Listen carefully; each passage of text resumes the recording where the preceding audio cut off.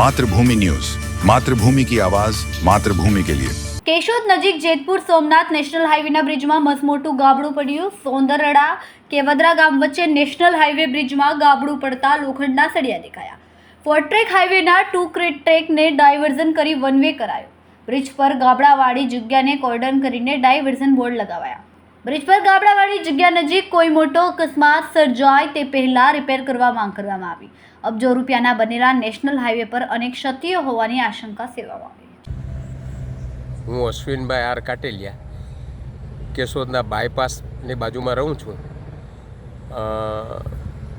કેવદરા અને સોંદરડા વચ્ચે જે એક નેશનલ હાઈવેનો પુલ છે એની અંદર એક મોટું મસ્ત ગાબડું પડેલું છે અને એની અંદર સળિયા દેખાઈ ગયા છે।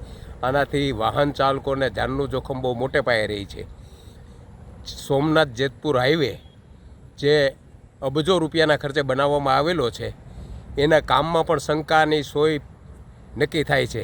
આવા કામો ઠેર ઠેર નબળા વારંવાર ટોલ ટેક્સ ઉઘરાવતા ટોલ નાકા અને આવા નબળા કામથી કેન્દ્ર સરકાર અને રાજ્ય સરકારને કહેવાનું હોય છે કે આની નવેસરથી તપાસ કરવામાં આવે, આની મજબૂતાઈની તપાસ કરવામાં આવે અને નબળું કામ હોય તો જેને કામ રાખ્યું છે એની ઉપર સખત અને કાયદાકીય દંડની કાર્યવાહી કરવામાં આવે અને લોકોને જાનમાલને સલામતીનું પૂરતું ખ્યાલ રાખવામાં આવે અને તાત્કાલિક અસરથી આ ગાબડું પડ્યું છે એની અંદર એને રિપેરિંગ કરીને દુરસ્ત કરી અને લોકોને અને વાહનોને ભયમુક્ત બનાવે એવી મારી માગણી છે। રિપોર્ટર ચેતન પરમાર, માતૃભૂમિ ન્યૂઝ, કેશોદ।